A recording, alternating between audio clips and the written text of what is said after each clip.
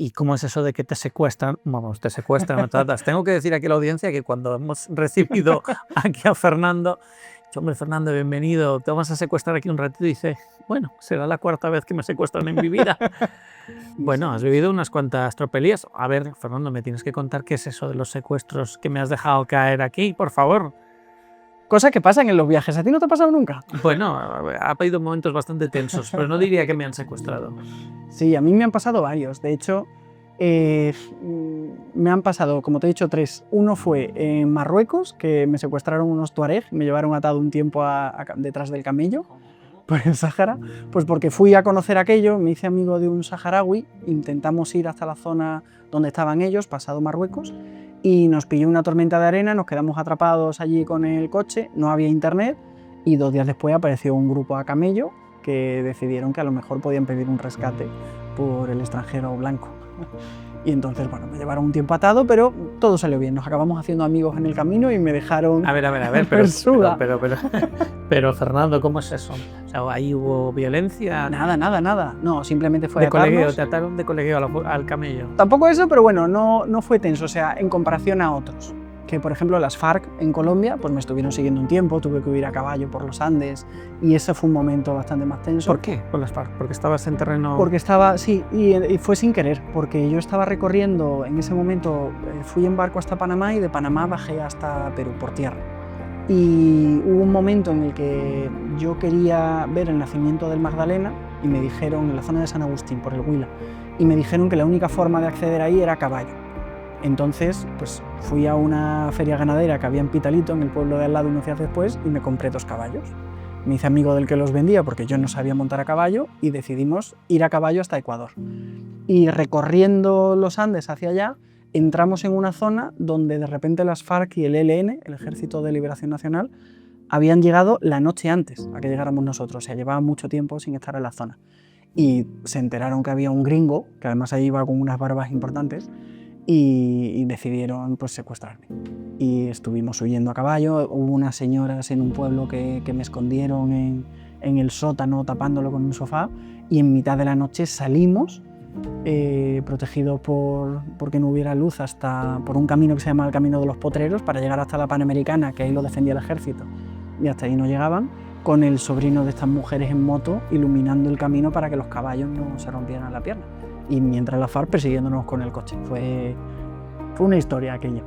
Y la última ha sido la más reciente, hace ya 2 años me parece, 2024, 25, creo que fue 24, que iba a entrar a la zona de los Machés, allá en Perú, y la única forma de llegar allá, si no es con un vuelo del ejército hasta el puesto fronterizo de Colonia-Angamos, es o 10 días por río, que vas siguiendo la frontera entre Perú y Brasil una vez llegas a Leticia, o selva a través, que son 60 kilómetros. Una caminata que tiene su aquel.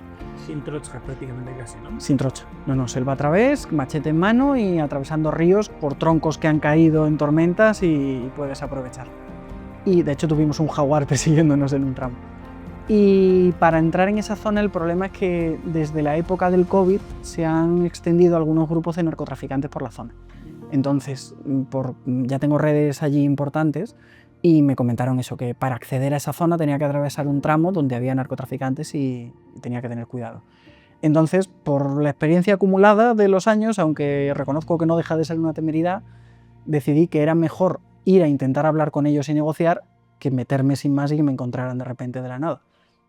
Entonces fui a un pueblo que era Genaro Herrera, cerca de Requena, por el río Ucayali, y bueno, pues empecé a preguntar por ellos, sabiendo que ya les llegaría la voz.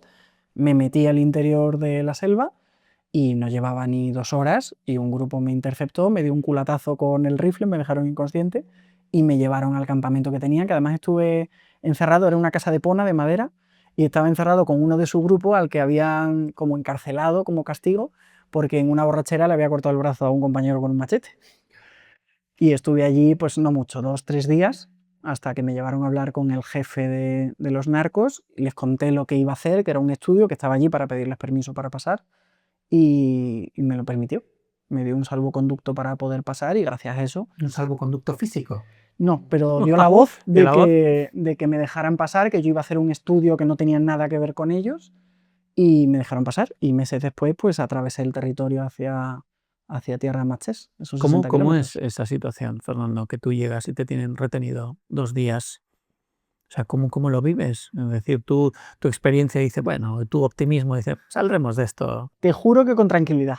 O sea, estaba tranquilo porque en todo momento era consciente de que era un teatro, era un juego de poder. O sea, si realmente querían matarme, lo habrían hecho en cuanto me vieron. No había tutía. Entonces, desde el momento que estaba allí, estaba tranquilo con que iba a ser hablar con él y que a lo mejor eso tenía un precio económico me refiero, que afortunadamente ni siquiera finalmente me lo pidieron. No hubo mordida, no hubo soborno. De hecho, le dijo a sus compañeros que el gringo sí que tenía huevos y que con eso le valía para dejarme pasar. Entonces, ya te digo, fue una conversación tensa porque el hombre estaba como intentando mostrar que él era el jefe a los suyos y sacaba la pistola y tal, pero no dejaba de tener esa atmósfera de es un teatro.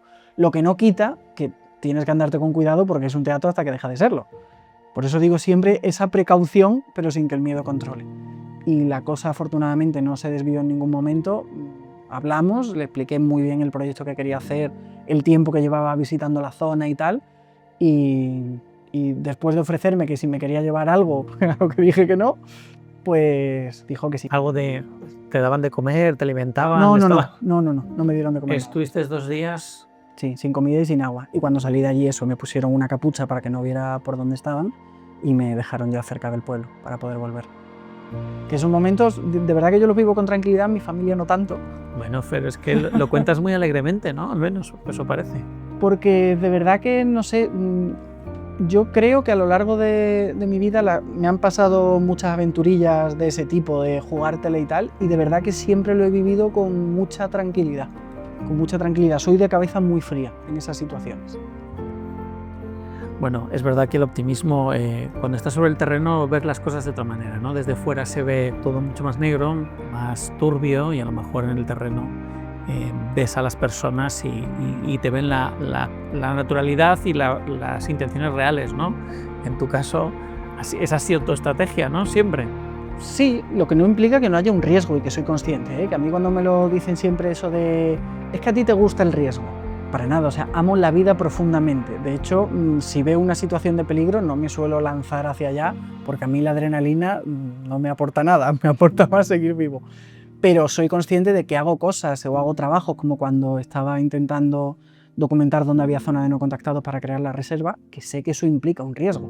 Sé que hay un movimiento de ciertas mafias, de narcotraficantes, de sicarios, te expones a ello, sí, pero por algo, o sea, no el riesgo por el riesgo, sino porque hay un objetivo detrás, detrás. eso es, que considero que merece la pena. Y en concreto a mí con la Amazonía, sí que es verdad que estas situaciones quizá en otro continente, no sé, habría que verse la situación.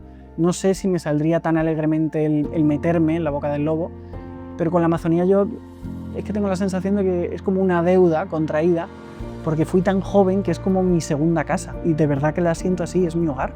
Volver al Amazonas para mí es volver a casa y estar en calma.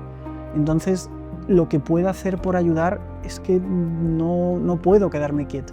Me acuerdo una de esas veces, de hecho, estábamos organizando, cuando el sicario, que fue en zona peruana, estábamos organizando la ruta del 2018, la INTI en 2018, y a un compañero, Guille y a Pablo, estaban los dos, les mandé el itinerario, la información y les dije, mira, me voy a meter en una zona que tengo que tener cuidado, aquí tenéis toda la información por si no vuelvo.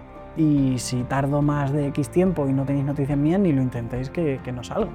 Y esa también es parte de la realidad cuando entras en estos sitios. Entonces, lo vivo con calma y pausa, lo que no significa que con la inconsciencia de saber que, de pensar más bien que no va a pasar nada. Eso lo viví con 17 años, que era un inconsciente. Ahora sé que hay veces que me la juego.